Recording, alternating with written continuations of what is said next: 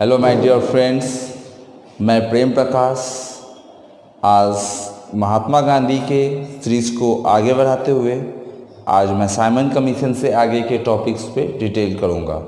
आपको पता होगा कि साइमन कमीशन 1928 में भारत आया था। जब साइमन कमीशन भारत आया तो उसके अंदर एक भी भारतीय के नहीं होने के कारण इस कमीशंस को भारत में किसी ने स्वीकार नहीं किया। उसके लिए जगह जगह पे विद्रोह होने लगा, जगह जगह पे सब कुछ होने लगा। जगह जगह विद्रोह होता है, सब चीज़ होता है तो दिक्कत होता है। जैसे महात्मा गांधी अलग ही एक व्यक्तित्व के बंदे हुआ करते थे, एक अलग ही व्यक्तित्व हुआ करते थे। उन्होंने उसका विरोध किया, जगह जगह विरोध हुआ, जिसके लिए इसे साइमन गो बैक का नारा भी दिया गया साइमन कमीशंस को। साइमन कमीशंस के ही चलते हमारे देश के महान नेता लाला लाजपत राय की मृत्यु हुई। साइमन कमीशंस में एक भी भारतीय नहीं होने के कारण साइमन कमीशंस को क्या किया गया कि मान्य नहीं किया, किसी पार्टी ने नहीं माना। इसके लिए क्या हुआ कि एक रिपोर्ट आया जिसको हम लोग कहते हैं, क्या आया? रिपोर्ट। कौन सा रिपोर्ट? तो उसको हम लोग कहेंगे नेहरू रिपोर्ट। आप सोच रहे होंगे कि नेहरू, कौन नेहरू? तो ये नेहरू रिपोर्ट जो नाम पड़ा, ये जवाहरलाल नेहरू के नाम पे नहीं पड़ा। ये नेहरू जो नाम पड़ा है, इस नेहरू के ऊपर में अगर किसी का चीज़ कोई जाता है तो ये नेहरू हैं हमारे, कौन से नेहरू सर?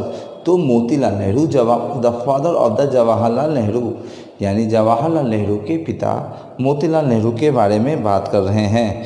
क्लियर है? अब हम लोग अगर बात कर लेते हैं साइमन कमीशन के बारे में। अगर कहा जाता है कि साइमन कमीशन क्या था, का कहना यह था कि भारत में पारंपरिक मतभेद होने के कारण साइमन कमीशन वहाँ पर पसंद नहीं आया।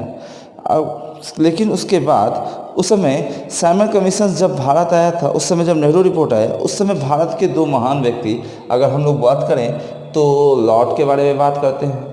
लॉर्ड यानी कि गवर्नर जनरल। गवर्नर जनरल कोई भारी चीज़ नहीं होता है, इसको रटने के लिए तरीका होता है जो हम लोग रटेंगे। बट इस समय क्या हुआ कि भारत के वायसराय इरविन थे। कौन थे? इरविन थे। वायसराय कौन थे? इरविन थे। बट हर जगह के कोई सचिव होते हैं। जिस तरह अभी भी भारत सरकार में सचिव हैं, उसी तरह ये इस समय ब्रिटिश गवर्नमेंट के भी सचिव हुआ करते थे। ब्रिटिश गवर्नमेंट के कौन हुआ करते थे? सचिव हुआ करते थे, जिनका नाम क्या था? जिनका नाम था लॉर्ड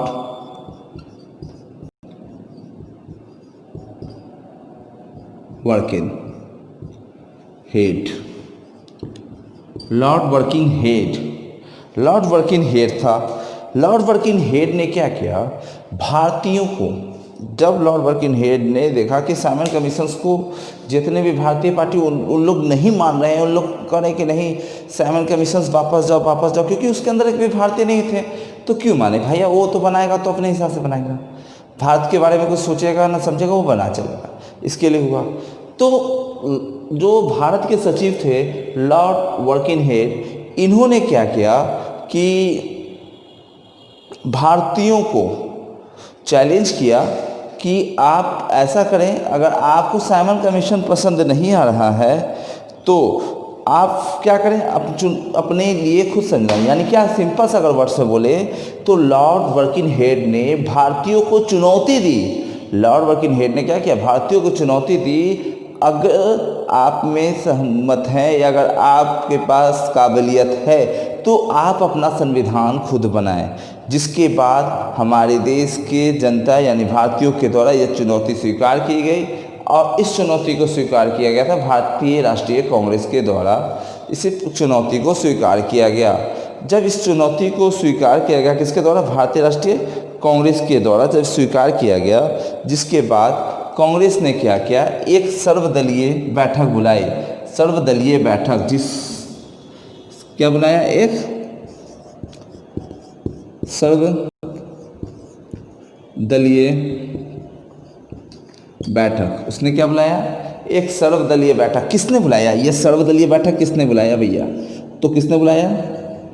कांग्रेस ने। सर्वदलीय बैठक किसने बुलाया? कांग्रेस ने एक सर्वदलीय बैठक बुलाया, जिसका निर्णय किया गया कि भैया भारत में अब सर्वदलीय बैठक बुलाया जाए, जिससे कि आगे का रणनीति पे बात हो। रणनीति कहने का मतलब कि अब तो भैया हम लोगों को तो छोड़ दिया गया कि आप बनाओ, आप पे चैलेंज है, आपको बनाना है, आपको ये करना है, वो करना है, हर तरह के हमारे पास चैलेंज था। उस चैलेंज को एक्सेप्ट हम लोगों ने किया, यानी इसके लिए हम लोगों ने एक सर्वदलीय बनाया। अब क्वेश्चन ये आ जाता है कि सर्वदलीय बैठक कब हुआ? तो सर्वदलीय बैठक हुआ था मार्च 1928 में। मार्च 1928 में सर्वदलीय बैठक हुई और इस बैठक में तय किया गया कि हम लोग संविधान अपना बनाएंगे, जिसके लिए इस संविधान को बनाने के लिए जिस चुना गया एक व्यक्ति को चुनना था, जो एक समिति बनानी थी, उस समिति का गठन किया गया और उस समिति को नेहरू समिति भी कह सकते हैं हम लोग, क्योंकि वो समिति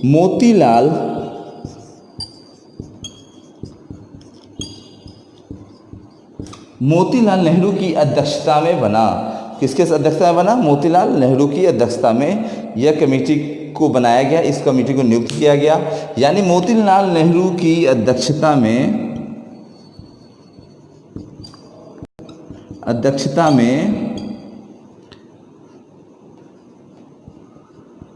कमेटी क्या हुई? नियुक्त हुई। अब क्वेश्चन है, मोतीलाल नेहरू की अध्यक्षता में कमेटी नियुक्त जो हुई वे कहाँ हुई? तो सर्वदलीय बैठक में हुई। किसके सर्वदलीय बैठक में हुई? तो कांग्रेस के सर्वदलीय बैठक में। किसके सर्वदलीय बैठक में हुई? कांग्रेस के सर्वदलीय बैठक में हुई। क्लियर है? कांग्रेस के सर्वदलीय बैठक में कब हुई भाई? तो मार्च 1928। मार्च 1928। अब क्वेश्चन आ जाए कि कांग्रेस का ये जो सर्वदलीय बैठक है ये कहाँ हुआ था? कहाँ? जब कहाँ का सेंस आ जाए तो आ जाएगा दिल्ली। तो सर्वदलीय बैठक जो कांग्रेस ने किया था वे कहाँ किया था? दिल्ली में किया था। कहाँ किया था? दिल्ली में उसने सर्वदलीय बैठक की थी। क्लियर है? अब क्वेश्चन ये भी है कि इस कमेटी को बना तो दिया गया मार्च में, लेकिन इनका मुसौदा दिया गया कि आपको जुलाई 1928 तक, जुलाई 1928 से पहले, मतलब रख लीजिए 1 जुलाई 2 जुलाई या जुलाई में तक आपको भारत का संविधान बनाकर रेडी करना होगा, भारत का संविधान बनाकर आपको देना होगा, जिससे कि भारतीय संविधान बन जाए और अंग्रेज़ों को उसका जवाब मिल जाए। इसका चुनौती किसने लिया? मोतीलाल नेहरू ने। अब इसके लिए एक कमेटी बन गई। इस कमेटी में 1-2 सदस्य नहीं थे। इस कमेटी में 1-2 सदस्य नहीं थे। यह कमेटी कुल 9 सदस्यों की थी। यह कमेटी कुल कितने सदस्यों की थी? 9 सदस्यों की यह एक कमेटी थी। इस कमेटी में कुल 9 सदस्य थे, जिसके अध्यक्ष हुआ करते थे मोतीलाल नेहरू। मोतीलाल नेहरू। अब क्वेश्चन सोचिएगा, मोतीलाल नेहरू, इससे मतलब जवाहरलाल नेहरू कहाँ थे? तो जवाहरलाल नेहरू थे, बट वो क्या बने थे? तो इस कमेटी में एक सचिव पद पर थे, यानी जवाहरलाल नेहरू सचिव थे और उनके पिता मोतीलाल नेहरू अध्यक्ष पद पर बैठे हुए थे। तो ये दोनों पद ही अपने में एक बहुत बड़ा बात करता है, एक बहुत बड़े वर्चस्व की बात बताता है, जिसके बहुत सारे सदस्य भी थे। अगर हम लोग इसे आप खींचना चाहें फ़ोटो तो खींच लें, फिर मैं इसे मिटाकर 9 सदस्य जो थे उन 9 सदस्यों के बारे में मैं आपको बताता हूँ।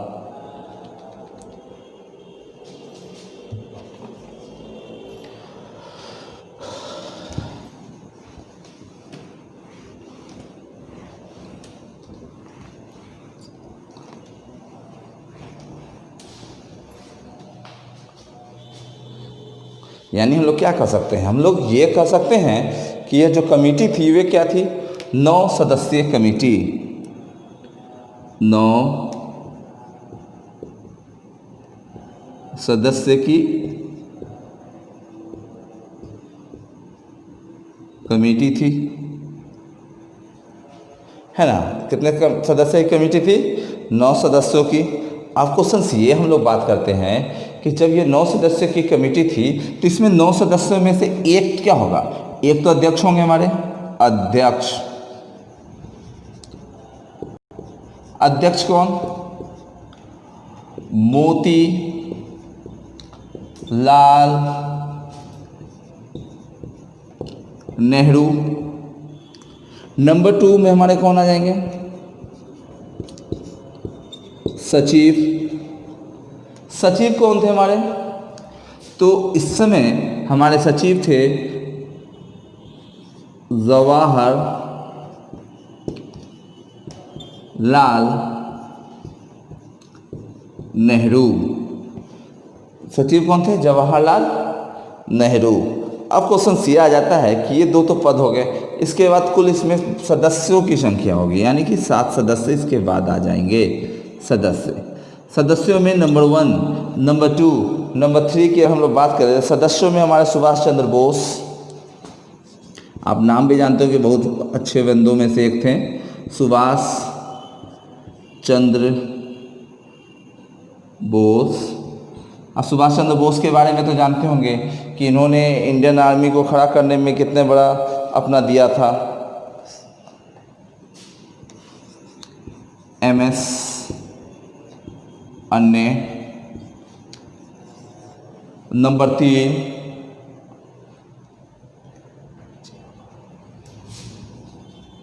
GR प्रधान। नंबर 4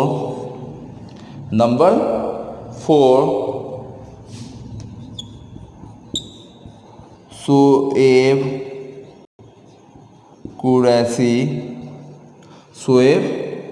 कुरैशी। 5 बहुत फेमस बंदे, 5 तेज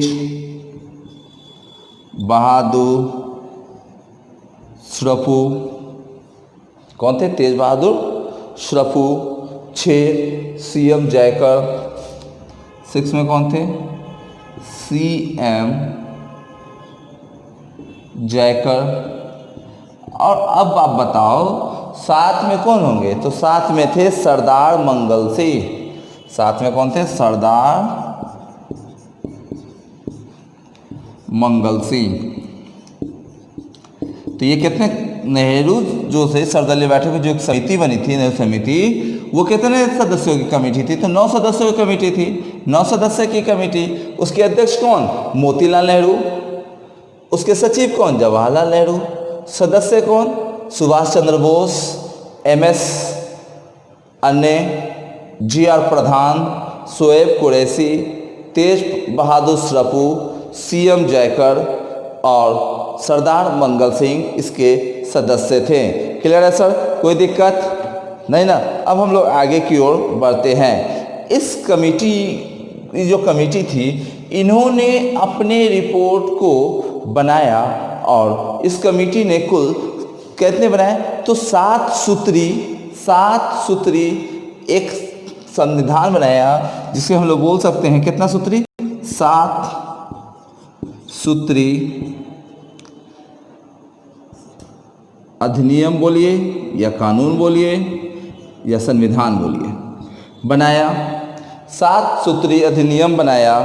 अब जो इस रिपोर्ट में था, यानी 7 सूत्री था, यानी क्या 7 सूत्री कहाँ था? तो ये 7 सूत्री को हम लोग जानते हैं नेहरू रिपोर्ट के नाम से, नेहरू रिपोर्ट के नाम से जानते हैं। इस नेहरू रिपोर्ट में 7 विषयों पे बल दिया गया था। उन 7 विषयों के बारे में मैं बताऊंगा। 7 सूत्री यानी नेहरू रिपोर्ट। इस नेहरू रिपोर्ट के बारे में एक चीज़ और देख ले कि नेहरू इन लोगों को जो नेहरू रिपोर्ट थे उसको बनाने का जो चैलेंज दिया गया था वो जुलाई 1928 तक, इन लोगों ने जुलाई 1928 तक 28 कौन सा 28 जुलाई 1928 तक इस रिपोर्ट को बना लिया। और इस रिपोर्ट को बना लेने के बाद आगे पेश करने गए। अब इसमें उन्होंने बहुत सारे प्रावधानों को दिया था, बहुत सारी चीज़ों को दिया था, जिसके बारे में मैं अभी बताता हूँ। स्क्रीनशॉट ले ले या मिटा दे।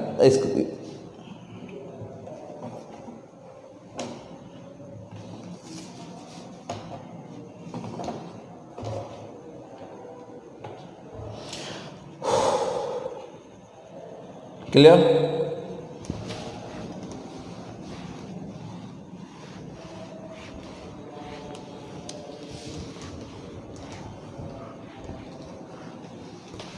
अब हम लोग बात करते हैं क्या, वो देखें। नेहरू रिपोर्ट जो था 7 सूत्री, नेहरू रिपोर्ट के प्रावधान क्या क्या थे। नेहरू रिपोर्ट के प्रावधान,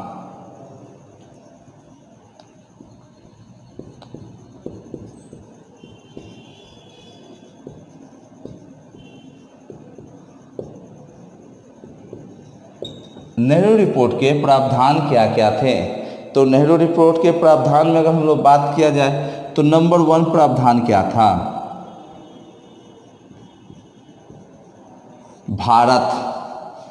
भारत को तत्काल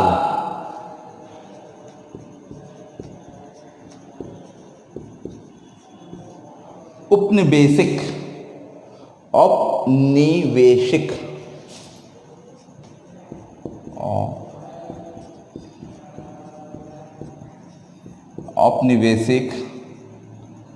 क्या मिले, औपनिवेशिक क्या, स्वतंत्रता या स्वराज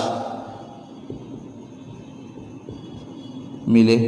ये पूरी तरीके से आज़ादी के लिए नहीं था, औपनिवेशिक था जिसमें व्यापार बहुत सारी चीज़ों के लिए छूट मारता, लेकिन इसका विरोध खुद नेहरू समिति के एक सदस्य जो उसके सचिव भी थे पंडित जवाहरलाल नेहरू के द्वारा किया गया था। इसका विरोध किसके द्वारा किया गया था, पंडित जवाहरलाल नेहरू के द्वारा किया गया था। सांप्रदायिक निर्वाचन समाप्त हो,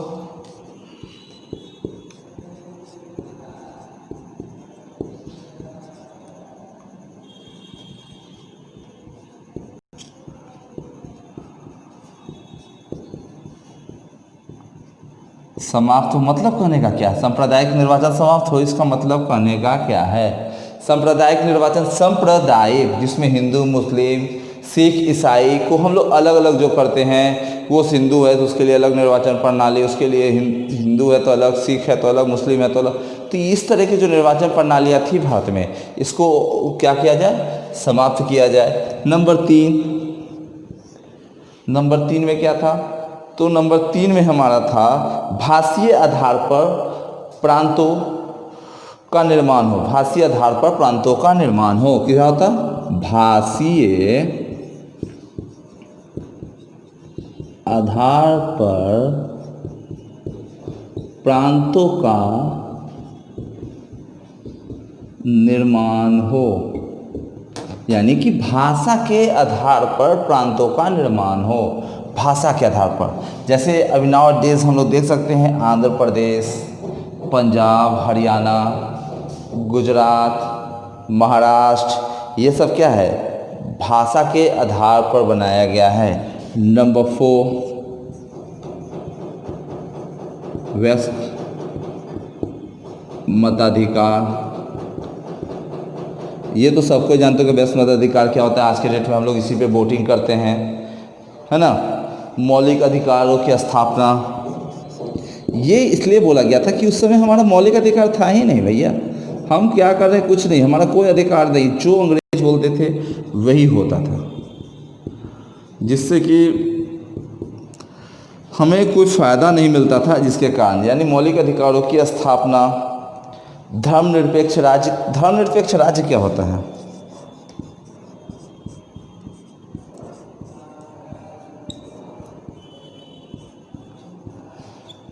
धर्मनिरपेक्ष राज्य 7 में आ जाइए। 7 क्या कहता है, रियासती राज्यों को मिलाकर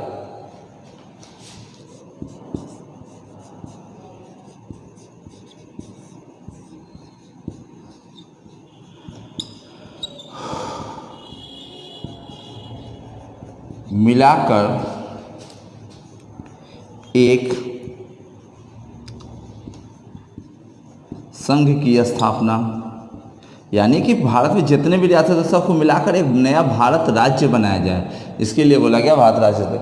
ये थे हमारे नेहरू जी के 7 प्रावधान। इन्हीं प्रावधानों को इन्होंने दिया था। अब इस प्रावधान के बारे में हम लोगों ने देखा, अब हम लोग इस प्रावधान से आगे की ओर बढ़ते हैं। इन लोगों ने क्या किया, ये प्रावधान तो बना लिया, लेकिन इस प्रावधान को इन लोगों ने पेश कब किया, तो कब किया भैया, तो जुलाई 1928 में जुलाई 1928 में लखनऊ सर्वदलीय बैठक में उन्होंने पेश कब किया? जुलाई 1928 लखनऊ सर्वदलीय बैठक में। इस सर्वदलीय बैठक की अध्यक्षता अंसारी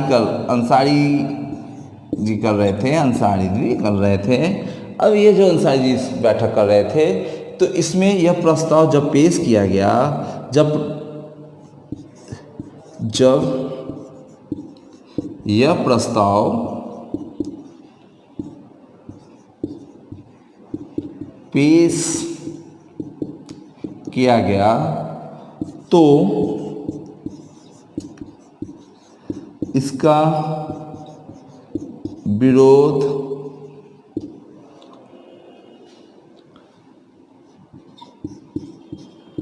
जिन्ना ने किया था। यानी सिंपल सा, जब नेहरू रिपोर्ट का अगर क्वेश्चन आ जाए कि नेहरू रिपोर्ट का विरोध किसने किया, नेहरू रिपोर्ट का विरोध किसने किया, तो नेहरू रिपोर्ट का विरोध किया था किसने? मोहम्मद अली जिन्ना ने। क्यों मोहम्मद अली जिन्ना ने? इसलिए किया कि हिंदू मुस्लिम जो एकता की बात हो रही थी, दोनों को जो मिलाने की बात हो रही थी, दोनों के जो संगम की बात हो रही थी, हिंदू मुस्लिम एकता की बात, इसको वे मानने से मोहम्मद अली जिन्ना इनकार कर दिए। और इसी तरह जिन्ना ने क्या किया? इसे इनकार कर दिया, इस बिल को स्वीकारने से इसका विरोध किया, जिन्ना ने कर दिया। लेकिन जिन्ना ने जस्ट इसके बाद मार्च 1929 में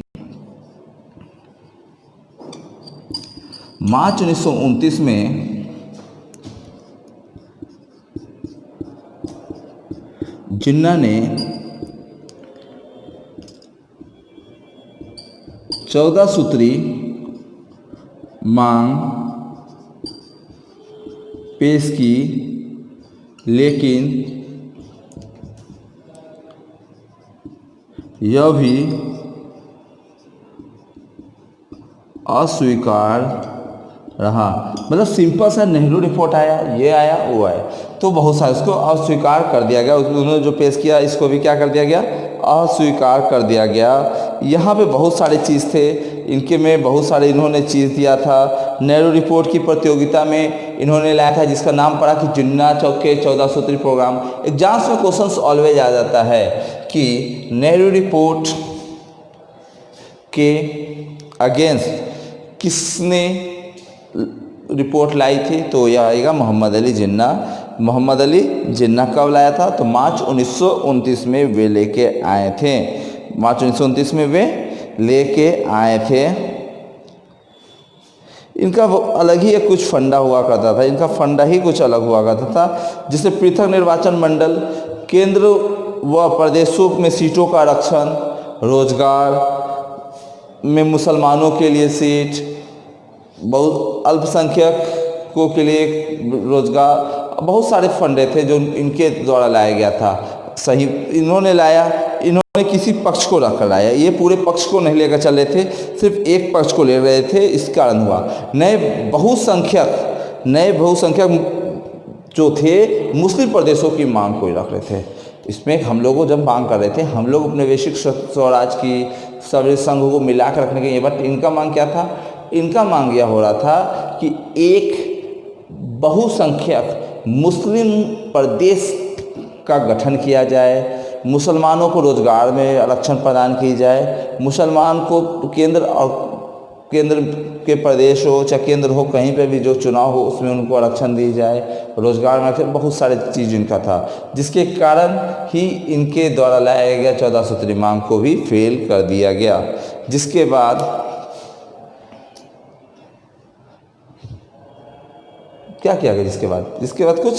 इसके बाद इन्होंने इसको पेश नहीं किया। इसके बाद यहाँ से हम लोग बात कर ले, तो जब इन्होंने पेश किया तो इसके बाद गांधी जी ने इसी में गांधी जी ने क्या, ध्यान से सुनिएगा। अब मैं ये जो टॉपिक बता रहा हूँ, ये एग्जाम में क्वेश्चन आता है।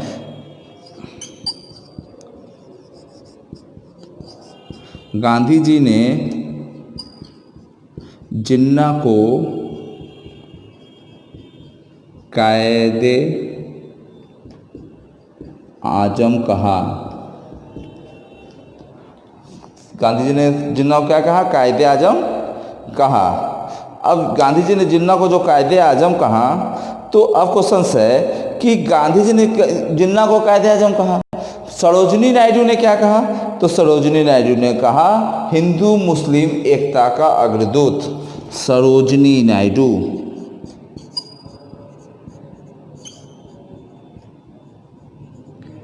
ने जिन्ना को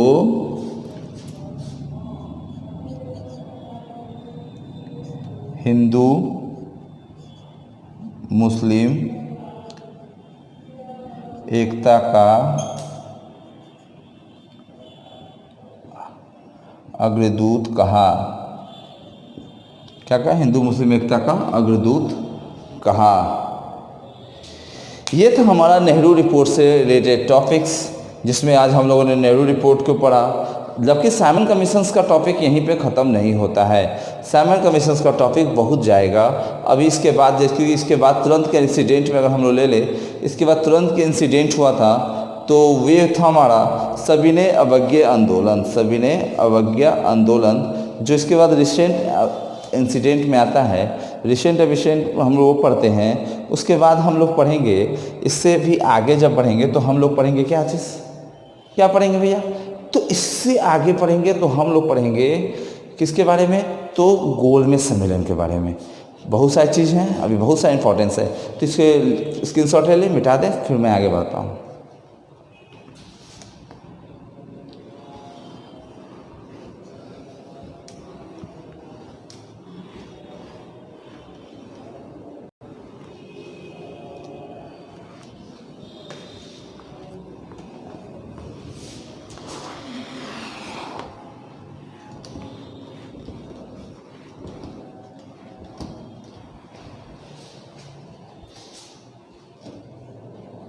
ठीक है, अब बात होने जो जय होगा वे होगा सविनय अवज्ञा आंदोलन। सविनय अवज्ञा आंदोलन।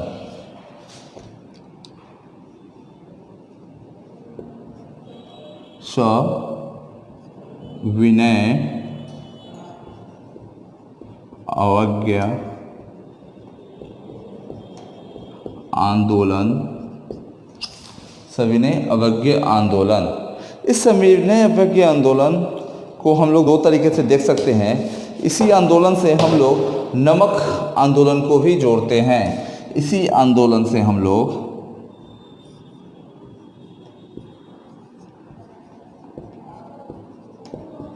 आंदोलन को भी जोड़ते हैं, है ना। नमक आंदोलन के नाम से भी जाना जाता है। इसे भद्र अवज्ञा आंदोलन भी बोला जाता है। इंग्लिश में अगर जाएं तो सिविल डिसोबीडियंस आंदोलन के नाम से भी जानते हैं। अब क्वेश्चन सी आ जाता है कि सविनय अवज्ञा आंदोलन, सविनय अवज्ञा आंदोलन की जो विचार थी और जो ग्रहण करने की जो शक्ति थी, ये गांधी जी को कहाँ से मिली? तो आपने सुना होगा Henry David Thoreau. Henry David थोरू।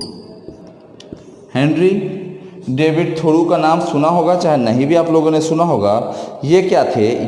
ये कौन थे? तो ये हेनरी डेविड थोरू एक अमेरिकी विचारक थे। कौन थे? अमेरिकी विचारक थे। ये अमेरिकी जो विचारक थे, अब इन्हीं से सविनय अवज्ञा का दर्शन गांधी जी ने ग्रहण किया था। सिंपल सा है, सविनय अवज्ञा का दर्शन गांधी जी ने ग्रहण किया। मतलब किससे ग्रहण किया? तो हेनरी डेविड थोरू अमेरिकी जो विचारक थे, उससे सविनय अवज्ञा का दर्शन गांधी जी ने ग्रहण किया। गांधी जी ने क्या किया? ग्रहण किया। क्लियर है। अब क्वेश्चन सी आ जाता है कि 30 जनवरी 1930, 30 जनवरी 1930 की बात हम करते हैं।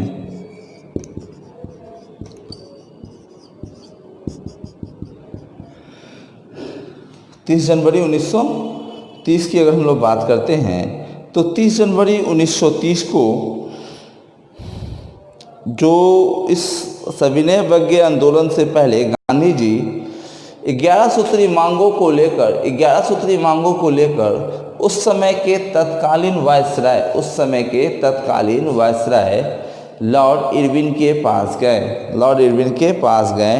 बट लॉर्ड इरविन से इनसे मिलने से क्या, इनसे बात करने से, हर चीज़ को करने से मना किया। यानी हम लोग कह सकते हैं कि आंदोलन से पूर्व गांधी जी, आंदोलन से पूर्व गांधी जी यंग इंडिया के द्वारा, यंग इंडिया के द्वारा 11 सूत्री मांगों को लेकर, 11 सूत्री मांगों को लेकर गांधी जी, 11 सूत्री मांगों को लेकर गांधी जी कहाँ गए, लॉर्ड इरविन के पास गए। मैं इसे लिख देता हूँ, ध्यान रखिएगा।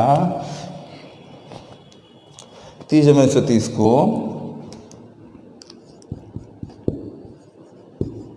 Gandhi ji young India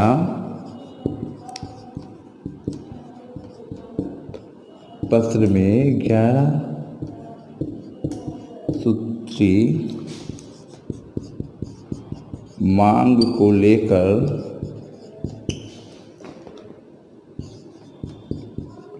Lord Irwin से मिलने पहुँचे। लेकिन क्या हुआ, पहुँचे तो क्या लॉर्ड इरविन मिला?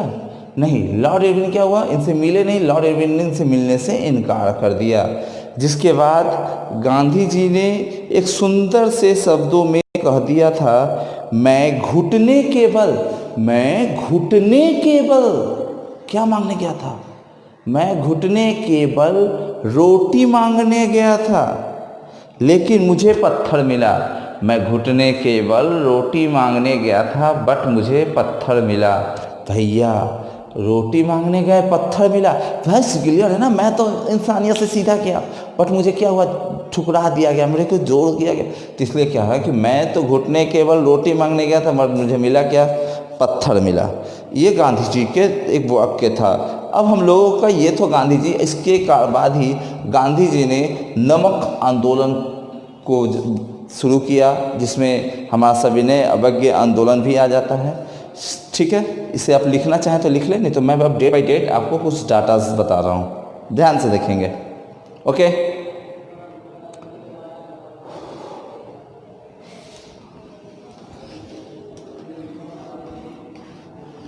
अगर किसी का छूट भी जाता है तो बैक में जाकर इस वीडियो को देख ले, कोई दिक्कत नहीं होगा, सब डाटा यहीं पर अवेलेबल है।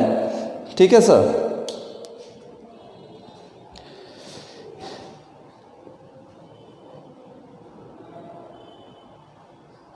6 मार्च 1930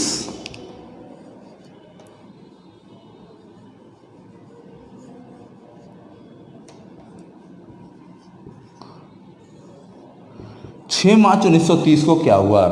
6 मार्च 1930 को गांधी जी ने लॉर्ड इरविन को पत्र लिखा। गांधी जी ने क्या किया? लॉर्ड इरविन को पत्र लिखा। गांधी जी ने क्या किया?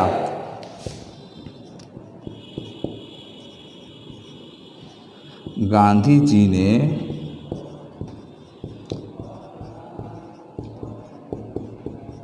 इरविन को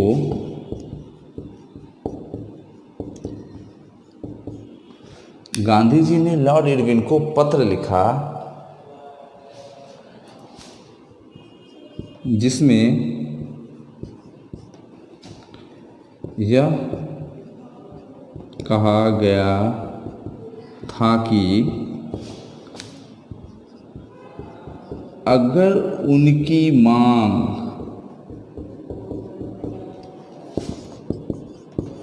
स्वीकार, क्या पत्र लिखकर कहा था कि अगर उनकी मांग स्वीकार नहीं की गई तो सविनय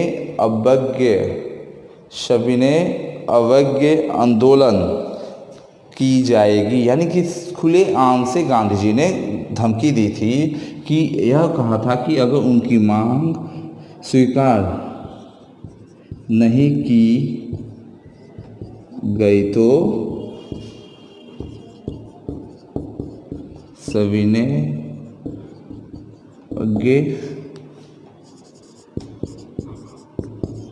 आंदोलन किया जाएगा।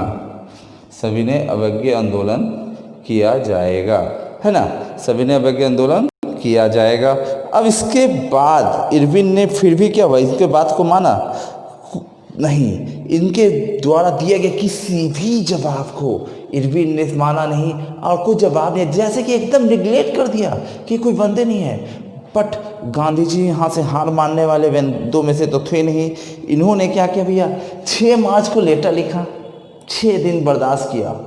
छठे दिन यानी कि 12 मार्च 1930 को इन्होंने नमक कानून तोड़ने का फैसला कर लिया और ये नमक कानून तोड़ने के लिए आगे की ओर बढ़े। और यहाँ से ही हमारा शुरू होता है नमक आंदोलन, और इसी नमक आंदोलन जहाँ खत्म होगा वहाँ से हम लोग शुरू किया सविनय अवज्ञा। ठीक है, इसके लिखना अगर ये चाहते हैं तो स्क्रीनशॉट ले ले, फिर मैं डेट बाय डेट ऊपर से एक लिख के एक डाटा देते रहता हूँ। ठीक है सर।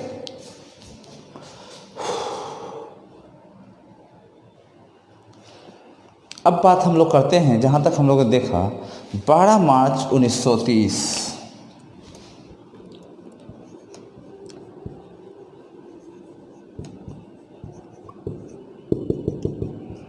12 मार्च 1930 को क्या हुआ, 12 मार्च 1930 को गांधी जी ने 12 मार्च 1930 को गांधी जी ने साबरमती आश्रम से डी की यात्रा आरंभ की। दांडी की यात्रा की आरंभ की। क्लियर रखेंगे कि गांधी जी ने 12 मार्च 1930 को साबरमती से दांडी की यात्रा आरंभ की। क्लियर है।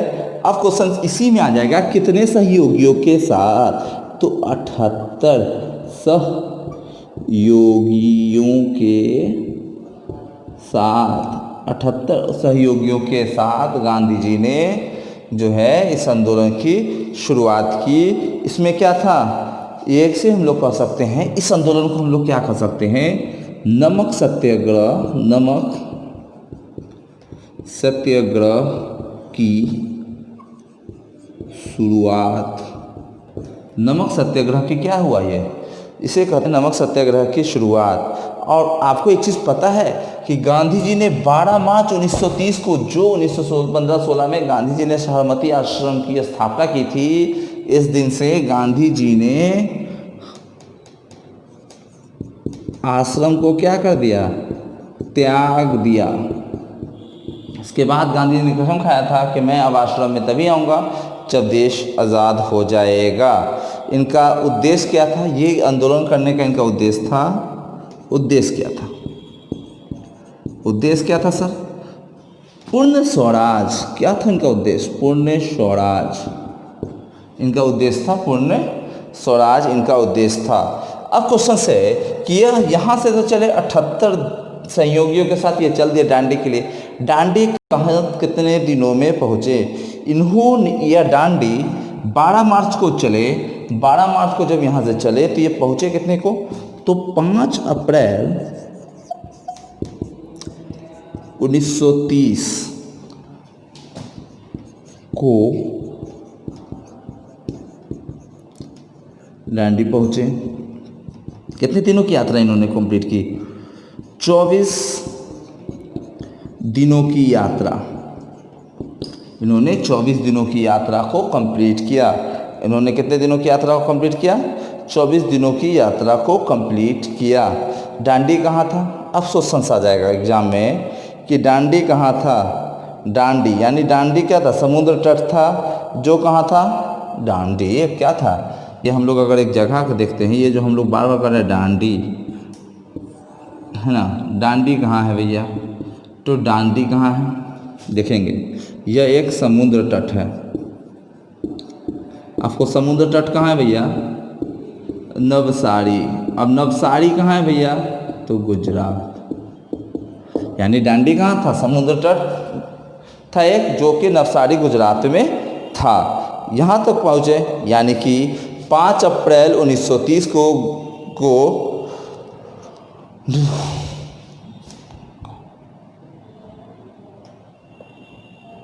इतने को डांडी पहुँचे और 24 दिनों की इन्होंने क्या की, यात्रा को कंप्लीट किया। अब इन्होंने 24 दिनों की यात्रा को कंप्लीट किया। अब इसके बाद का डेट 6 से भी बताते हैं। पहले इसके स्क्रीनशॉट ले ले, फिर मैं इसको भी बताता हूँ।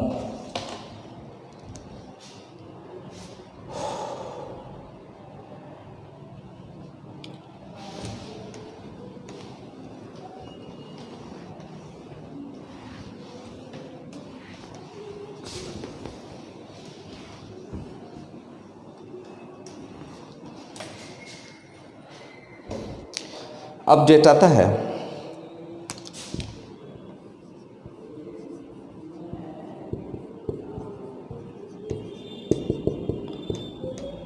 6 अप्रैल 1930।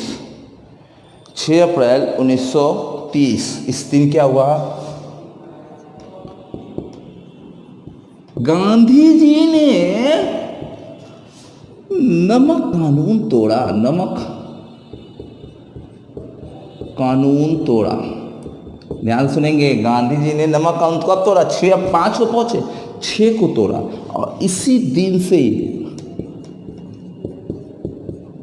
सविनय अवज्ञा आंदोलन की क्या हुई, शुरुआत। इसी दिन से सविनय अवज्ञा आंदोलन की शुरुआत हुई। क्वेश्चन है, अब क्या कहता है कि यह जो मार्च था, या जो गांधी जी का जो साबरमती से दांडी की जो यात्रा थी, इसकी तुलना जो था सुभाष चंद्र बोस ने इस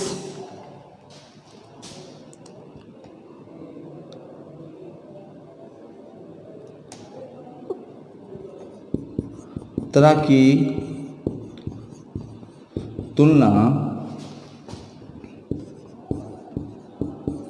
नेपोलियन के पेरिस मार्च से की।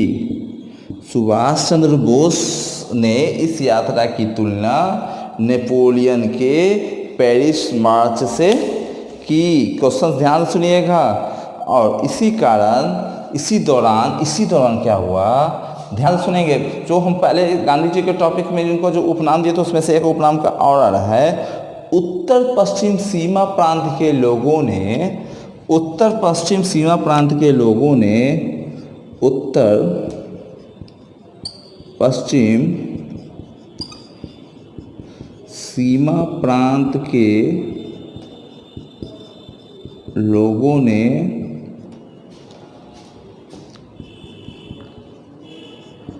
गांधी जी को क्या कहा, मलंग बाबा।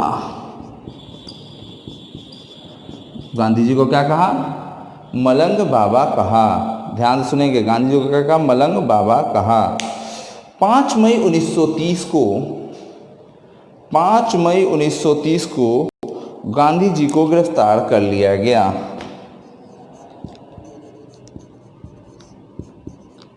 तो 30 को गांधी जी को क्या कर लिया गया, गिरफ्तार कर लिया गया।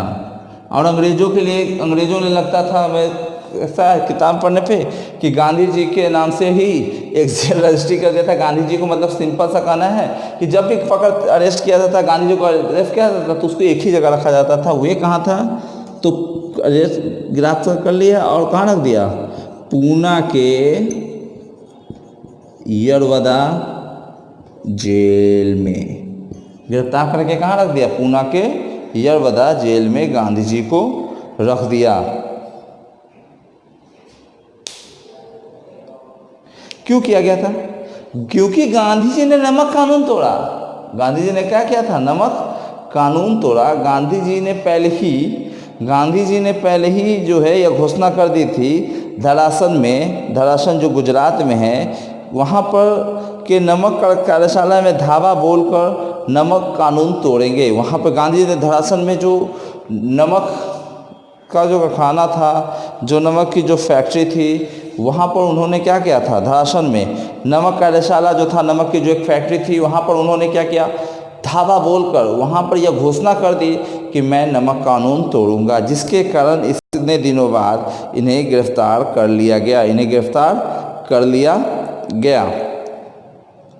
क्लियर है? इसे लिख लें, फिर से मिटाता हूँ, फिर एक डेट।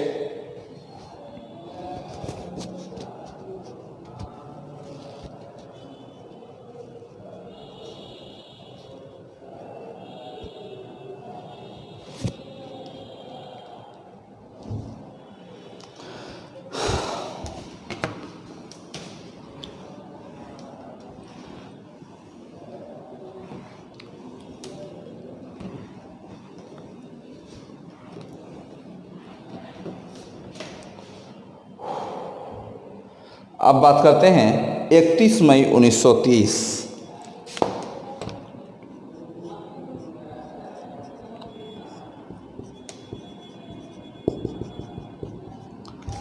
31 मई 1930 को क्या हुआ था?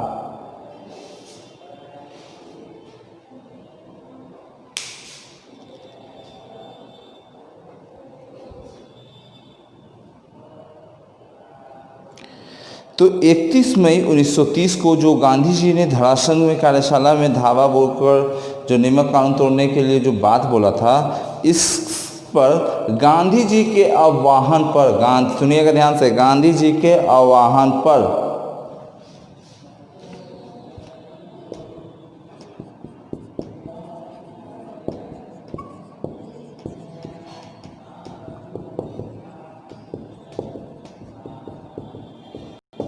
गांधी जी के द्वारा आह्वान पर इस आंदोलन को नंबर 1 सरोजनी नायडू, नंबर 2 दिमाग लगाते रहिए, दोस्त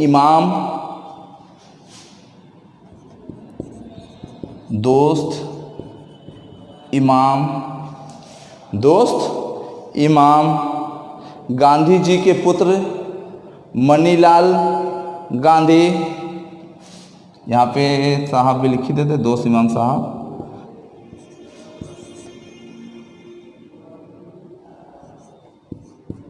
मनीलाल गांधी, गांधी जी के पुत्र मनीलाल गांधी एवं हजारों कार्यकर्ताओं के साथ धरासन पुत्र एवं हजारों कर्ताओं के साथ धरासन पर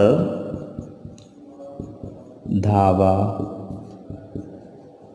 बोल दिया, धरासन पर धावा बोल दिया। इस पर क्या हुआ? इस पर पुलिस ने भीषण क्या किया? लाठी चार्ज किया। इस पर पुलिसों ने क्या किया? इस पर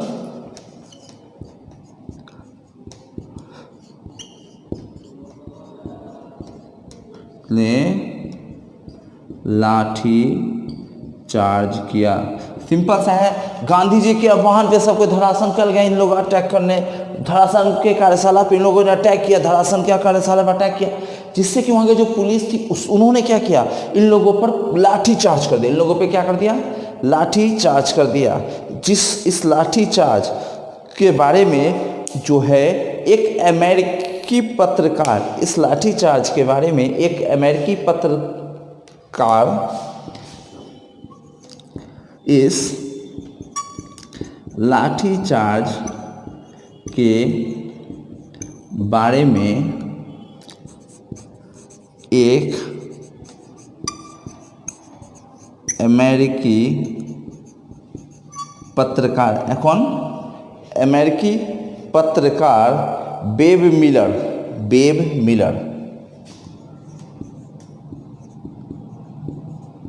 मिलर ने अपने पत्र न्यू फ्रीमैन में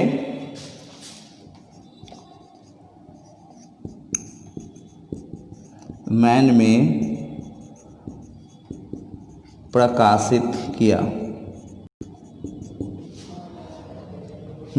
प्रकाशित किया। किसने किया भैया? जो धरासल में गांधी जी के वाहन पे तो इतने बंदे पहुंच गए। गांधी जी के वाहन पे सरोजिनी नायडू, दोस्त इमाम साहब, उनके पुत्र मनीलाल गांधी एवं हजारों कार्यकर्ताओं के साथ धरासन के कार्यशाला पर धावा बोल दिया। इस पर के बाद क्या हुआ कि वहाँ के पुलिस ने इन पर लाठीचार्ज किया।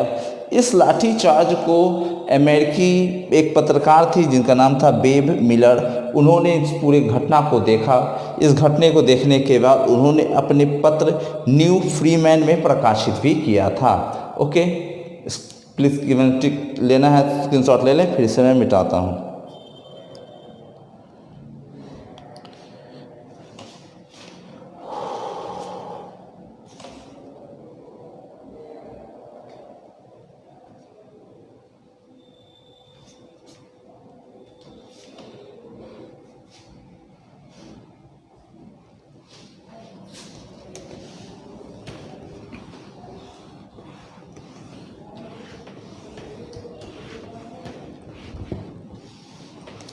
गांधी जी के बाद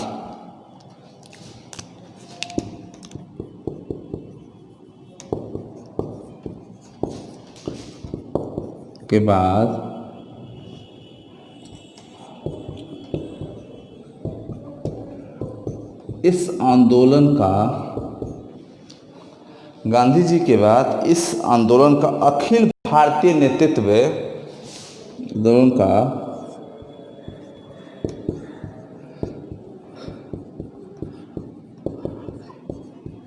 नेतृत्व अब्बास तैयब जी ने संभाला था। अब्बास तैयब जी ने संभाला था। इसी समय खान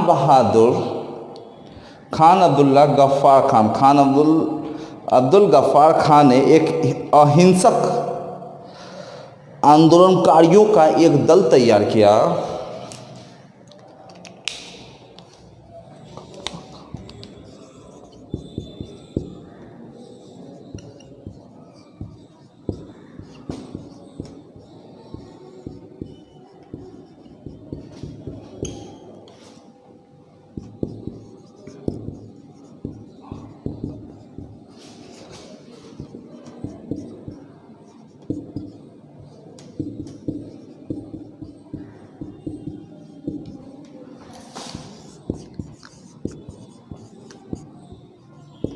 क्या किया? एक दल तैयार किया। किसने किया? खान अब्दुल गफ्फार खान ने एक अहिंसक आंदोलनकारियों का एक दल तैयार किया जिसे खुदाई खिदमतगार के नाम से जाना जाता था। किस नाम से जाना जाता था? तैयार किया जिसका क्या कहा जाता है?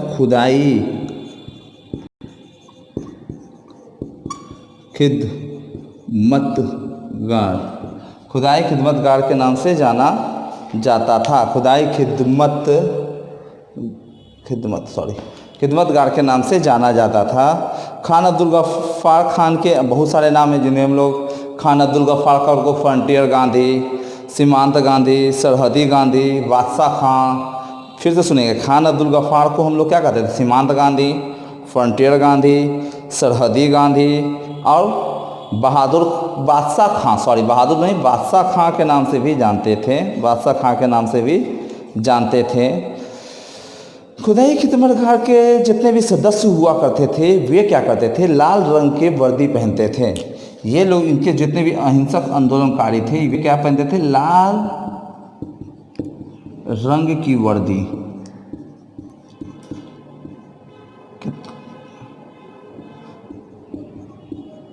थे, लाल रंग की वर्दी पहनते थे, जिसके कारण इन्हें लाल कुर्ती के नाम से भी जाना जाता है, जिसके कारण इन्हें क्या कहा जाता है, लाल कुर्ती के नाम से भी क्या जाना जाता है,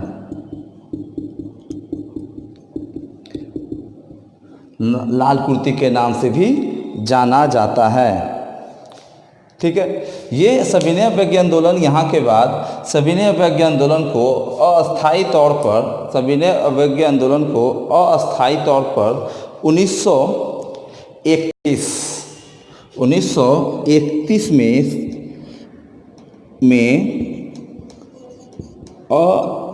अस्थायी तौर पर स्थगित किया गया। अब कहें क्यों, तो गांधी इरविन समझौता के तहत, गांधी इरविन समझौता के तहत, इसके बारे में गांधी इरविन समझौता हम लोग आगे पढ़ेंगे, लेकिन 1931 में अस्थायी तौर पर स्थगित किया गया। किसके तहत, गांधी इरविन समझौता। किससे स्थगित किया गया, क्वेश्चन आपको अगर आ जाए तो ये लिख देंगे, सविनय अवज्ञा आंदोलन, सविनय अवज्ञा आंदोलन को क्या कर दिया गया, स्थगित कर दिया गया। फिर पुनः क्यों किया गया, इसलिए किया गया, गांधी जी प्रथम गोलमेज सम्मेलन में भाग नहीं लिए थे, प्रेशर पड़ा। लॉर्ड इरविन ने गांधी जी से तय किया कि आप सविनय अवज्ञा आंदोलन को बंद करें और द्वितीय गोलमेज सम्मेलन में जाएं, शामिल हो। गांधी जी ने माना, गए, बट गांधी जी सांप्रदायिक बातों को नहीं सुनते ही वहाँ से वो चल दिए, और वहाँ से जब वो भारत आए तो फिर उन्होंने इस आंदोलन को शुरू किया, सब चीज़ किया, लेकिन यह आंदोलन उसके बाद सक्सेस नहीं हुआ। और 1934 में गांधी जी के द्वारा यह आंदोलन पूरे तरीके से समाप्त कर दिया गया। पूरे तरीके से क्या कर दिया गया, समाप्त कर दिया गया। किसके द्वारा समाप्त कर दिया, तो गांधी जी के द्वारा यह आंदोलन समाप्त कर दिया गया। क्लियर है। इसी तरह हम बात करते हैं, तो अब इसके ये टॉपिक्स आज मेरा यही समाप्त होता है। फिर से याद रखेंगे कि 1934 में गांधी जी ने इस आंदोलन को पूरे तरीके से समाप्त किया, लेकिन क्वेश्चन ये आ जाए एग्जाम्स में कि गांधी जी ने सविनय अवज्ञा आंदोलन को कब तो रोका, तो गांधी इरविन समझौता के तहत सविनय अवज्ञा आंदोलन को रोका। क्लियर है सर जी, ओके, यहाँ हो गया, और 1914 को ख़त्म किया। ओके, आज ये टॉपिक्स को मैं यहीं समाप्त करता हूँ। ओके, वीडियो को पूरा देखें, एग्जाम्स पॉइंट ऑफ व्यू से पूरा वीडियो बनाया गया है, और वीडियो को देखें, अच्छा लगे तो फिर से लाइक शेयर भी करें, और उसके बगल में बेल को भी दबा दें, जिससे कि मैं जब भी कोई अच्छा वीडियो, अच्छे कंटेंट हो मैं डालूँ तो आप उसको देखें।